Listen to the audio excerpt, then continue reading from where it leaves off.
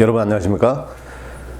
발전공학 14강-1이 되겠죠? 자, 교재로 따지면 17장에서 18장 새로운 발전, 그 다음에 에너지 저장 기술에 관련된 문제가 되겠습니다. 7문제 정도 되는데요. 스피디하게 한번 보도록 하겠습니다.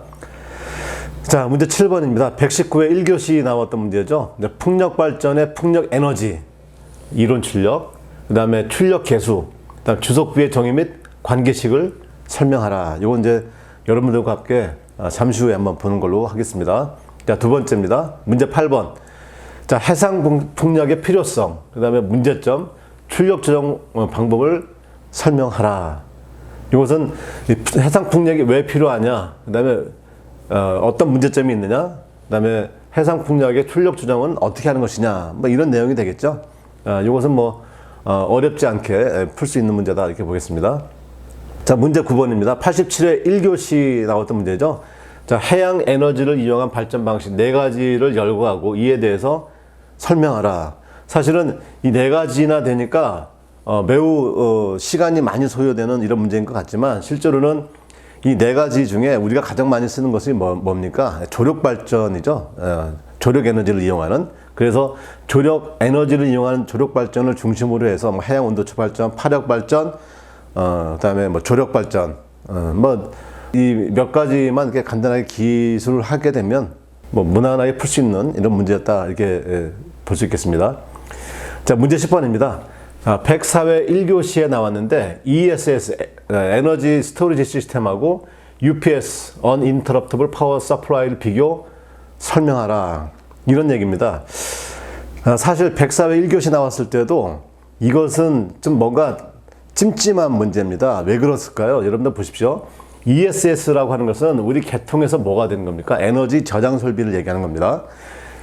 UPS라고 하는 것은 Uninterruptible Power Supply 이렇게 하니까 마치 배터리 설비다, 축전지 설비다, 이렇게 생각할 수 있을 수 있지만, UPS의 사용의 진짜 이유는 뭡니까?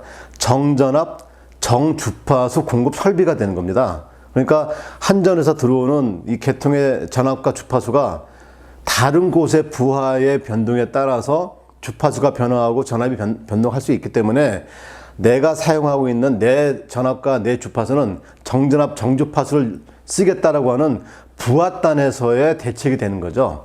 그러니까 정전압, 정주파수를 공급하기 위해서 크지 않은 조그만 축전지 설비를 두고 그 다음에 거기에 입력을 시키고 거기서 일정하게 공급을 받겠다라고 하는 거거든요. 그러니까 이 UPS라고 하는 것을 제대로 알고 계신 분들이라고 한다면, 이거하고 이거하고 왜 비교를 하지? 이거 비교할 가치가 없는 건데? 이렇게 생각하는 게 당연한 겁니다. 그러니까 제가 봤을 때도 이 104회 1교시는 뭐가 좀 핀트가 안 맞는 거죠. 그러니까 출제자는 이 UPS를 배터리 저장 설비로 생각하신 겁니다. 그런데 실제로는 그렇지 않습니다. 실제로 이 배터리 저장 설비를 한다, 예를 들면 이런 것들은 이 대용량, 예를 들면 삼성전자 아니면 LG전자 뭐 이런 곳에서 이 주파수하고 전압에 아주 예민한 이런 부하들이 많이 있는 이런 곳에서 사용을 하는 것인데, 그렇다 하더라도 거기에 뭐 3일씩 뭐 4일씩 뭐 이렇게 저장 설비를 두고 이렇게 하지는 않는 걸로 알고 있습니다. 그러니까 비교 자체가 안 되는 거죠. 그러나 출제가 되었으니 이것도 그러면 배터리 저장 설비를 보고 간단하게 그러면 비교 한번 해보자, 뭐 이렇게 접근을 하는 거죠. 근데 여지간 아주 마음에 들지 않는 이런 문제였습니다. 이렇게 문제 출제돼서는 안 된다라고 하는 게 제 생각이 되겠습니다. 자, 문제 11번입니다. 예상 문제인데 핵 융합 발전에 대해 서술을 하시죠. 그래서 10점으로 서술 한번 해보십시오, 이렇게 해놨습니다. 이런 식의 예상 문제니까 답안지는 어떻게 써야 될까요? 핵 융합 발전에 대해 설명하려고 하면 우리가 기존에 알고 있는 핵에 관한 발전 방식은 뭡니까? 핵 분열이죠. 그러니까 이 핵 분열과 핵 융합에 대한 이 비교를 간단하게 테이블을 만들면 되겠죠. 그러면 핵 분열에 대한 에너지의 발전 방식, A 플러스 B 2.5M 플러스 열. 그 다음에 또 핵 분열에 대해서는 우리가 자연상에 존재하는 원료는 3가지밖에 없다, 이렇게 했었죠. 우라늄, 토륨, 플루토늄. 그렇지만 또 플루토늄도 어떻게 해야 돼? 자연으로 존재할 수는 없다, 이런 얘기를 했었고, 그다음에 뭐 각종 방사능 여러 가지 그다음에 또 이 우라늄도 지역적인 편제가 있기도 하고, 그다음에 매장량의 한계가 있다. 뭐 이런 이제 분열에 대한 문제점을 제기를 하고, 그다음에 그것에 대한 대안으로 핵 융합을 쓸 수 있다, 이런 얘기죠. 왜냐하면 핵 분열은 종류가 3개밖에 없지만 핵 분열은 DH 반응, DT 반응, 여러 가지 반응들이 존재하지 않습니까? 그다음에 또 이 중수소라고 하는 것은 바닷물에 뭐 무한히 녹여 있기 때문에 뭐 핵 융합을 하기 위한 뭐 연료 고갈의 문제, 이런 것들은 존재하지 않는 것이죠. 그다음에 거기에 대한 이제 장점에 대한 비교를 좀 하시고, 그다음에 얘기했던 DD 반응, DT 반응, 뭐 DHE 반응, 뭐 등등을 반응을 더 좀 설명을 해주고, 그다음에 이 핵 융합 발전에 대해서 좀 문제가 있는 거 아닙니까? 왜냐하면 1억 도나 되는 이 플라즈마를 어떻게 보관할 것이냐. 그래서 결국 이제 토카막이라고 하는 그 핵 융합이 일어날 수 있는 인공태양을 저장하는 장치, 이 토카막, 또 이것에 대해서 이 플라즈마 상태를 유지할 수 있게 하는 또 초전도체, 이러한 이제 과제들이 이제 존재한다라고 하는 것들을 간략하게 이제 기술을 해 주십시오라고 하는 차원에서 제가 출제를 했던 것이고요. 자, 문제 12번은 뭐 예상 문제입니다. 이건 이제 간단하게 계산하는 이런 문제니까 뭐 풀어보시면 될 것 같고요. 문제 13번입니다. 자, 120회 1교시 나왔던 문제인데 이것도 역시 매우 좋은 문제였습니다. 태양광, 풍력 등을 이용한 신재생 에너지 발전과 관련된 아래 약어를 설명하라.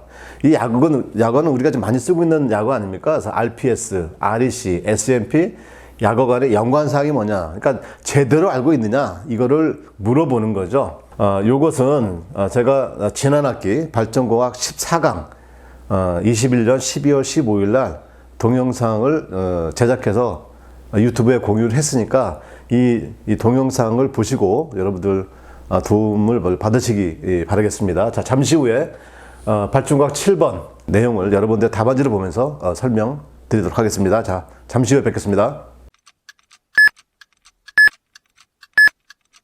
자, 풍력발전기의 이론 출력에 대한 거죠. 자, 이론 출력은 어떻게 표현된다고 그랬습니까?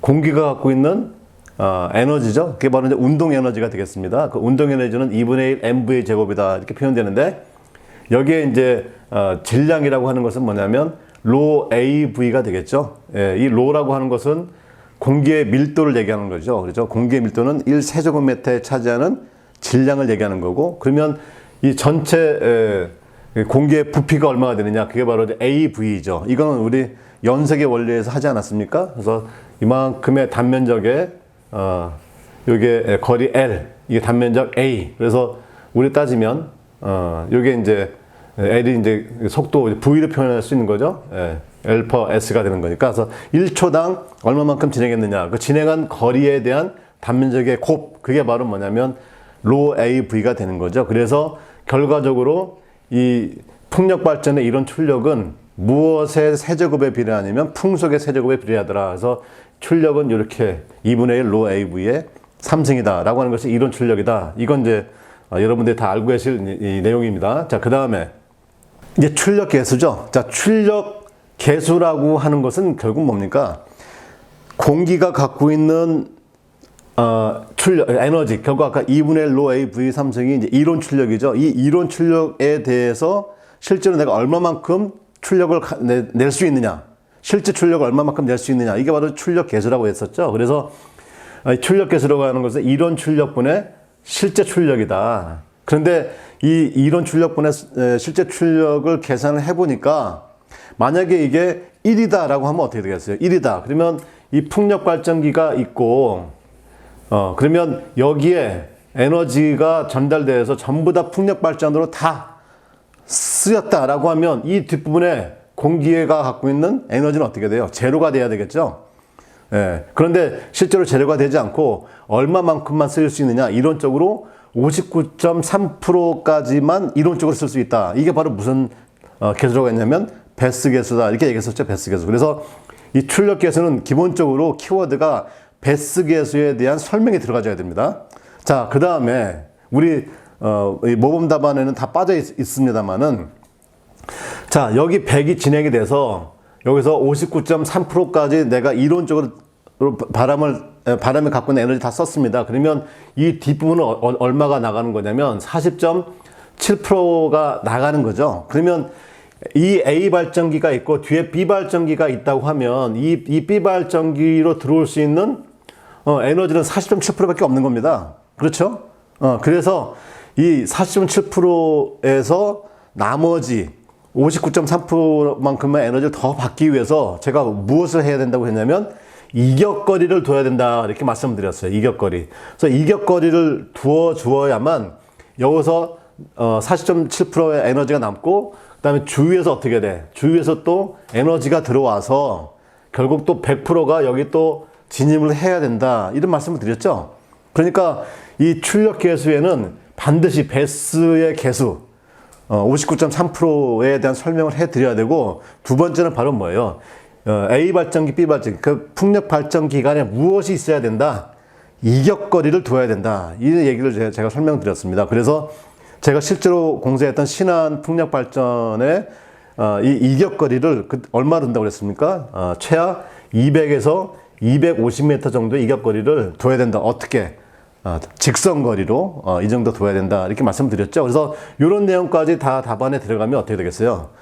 매우 답안지가 풍성하고 실무가 완벽하게 정리된 이런 답안지가 되겠죠. 자, 여하간 자 그렇게 보시면 되겠고 그 다음에 이 주속비라고 하는 거죠. 주속비. 이 주속비라고 하는 것은 뭡니까?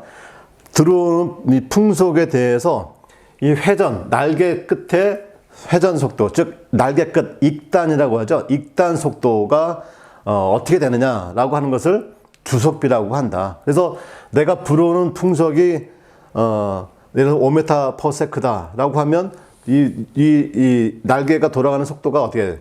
많으면 많을수록 그렇죠. 많으면 많을수록 주속비가 큰 거죠. 똑같은 5m가 바람이 들어오는데 어떤 발전기는 5m/s로 들어가고 또 다른 발전기 10m/s로 들어간다고 하면 10m/s가 출력을 더 많이 내겠죠. 결국 이 주속비라고 하는 것은 출력에 대한 직접적인 연관을 설명하는 것이다. 그래서 제가 수업 시간에는 이 주속비 중에서 익단 속도 그렇죠? 이 익단 속도 여기로 표현해주면 오메가 t의 r라고 하는 익단 속도가 최대 얼마까지 나올 수 있다? 시속 290km, 뭐 300km까지 나올 수도 있다. 엄청나게 빠른 속도로 회전을 한다라고 하는 것도 설명을 드렸던 기억이 납니다. 자, 그래서 이제 그 주속비에 대한 설명, 그 다음에 주속비의 의미. 그래서 우리 책에 나와 있는 이 그림을 또 착실하게 또 잘 그려주셨습니다. 자, 스피드하게 우리 답안지를 또 볼까요? 자, 이론 출력 설명 잘했고요. 출력 계수, 그 다음에 당연히 이제 그 배스 계수, 그죠? 다 이게 당연히 들어와야 되는 얘기고요. 그 다음에 주속비의 정의, 그 다음에 관계식 다 설명이 잘 되어 있고 또 요 그림까지도 잘 그려주셨죠? 예, 이 그리는 거 쉽지 않은 건데 여하간 잘 그려주셨습니다. 그 다음에 이 답안지도 아주 간단하게 이분 답안지를 작성하는 특징 보면 군더더기가 없어요. 그렇죠? 아주 군더더기가 없습니다. 아주 깔끔합니다. 자, 그 다음에 이분의 답안지도 보면은 이론 출력 잘 설명하셨고요. 그 다음에 출력 계수는 아예 처음부터 배스 계수를 갖고 가셨죠? 예, 배스 계수를 갖고 가셨고 배스 계수의 의미도 다 설명을 했습니다. 잘 설명하셨고요. 그 다음에 또 이 그림도 잘 그려주셨고요. 그 다음에 답안지를 보면은 이론 출력, 그 다음에 출력 계수 59.3% 나오는데 이거 예를 들어서는 배스 계수라고 딱 적어주세요. 그게 키워드입니다. 그 다음 주속비도 이제 잘 설명을 해 주셨고요. 간단하게 봅니다. 자, 이분도 이제 출력에 관련된 이론 출력, 관계식, 그 다음에 출력 계수, 주속비, 그 다음에 이렇게 컷인 풍속, 컷아웃 풍속까지도 또 같이 들어와 있죠. 예, 이런 것까지 같이 들어오는 것도 좋은데 여기에 이제 설명을 조금 더 해주셨으면 좋았을 것 같아요. 예, 그 다음 또 보겠습니다. 이분도 아주 깔끔하게 정리가 잘 됐죠. 뭐 군더더기가 없습니다. 그런데 아쉬운 건 뭐냐면 여기에 그림이 없죠. 여장 그림이라도 하나 더 들어갔으면 매우 좋았을 것 같다라고 하는 내용이고요. 자, 이분은 이제 그림이 하나 들어오고 또 그림 들어오죠. 그러니까 그림이 들어오는 거 안 들어오고 하는 거에 차이가 크다. 벌써 그냥 느낌으로 알 수 있는 겁니다. 원리, 그다음에 이론 출력, 그다음에 출력 계수, 그다음에 주속비 이렇게 해서 이제 잘 설명을 해 주셨고요.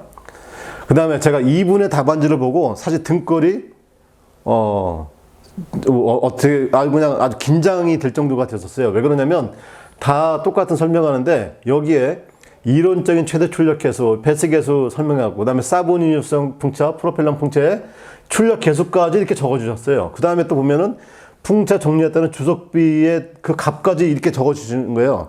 저는 이렇게까지 답을 적을 것이라고는 생각을 하지를 못했어요. 등골이 바짝 섰습니다.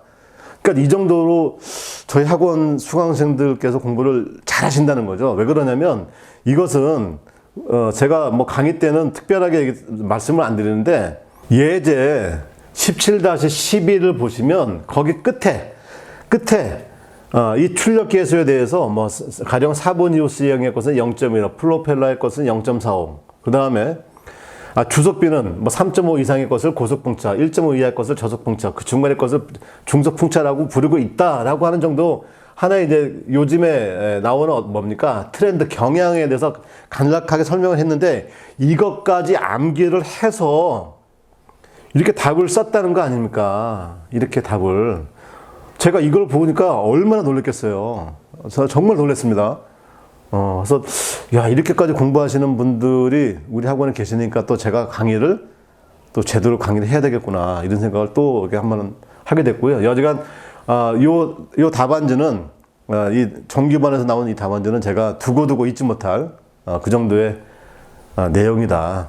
이렇게 또 말씀을 드릴 수가 있겠습니다. 자, 오늘도 여러분 고생 많으셨습니다.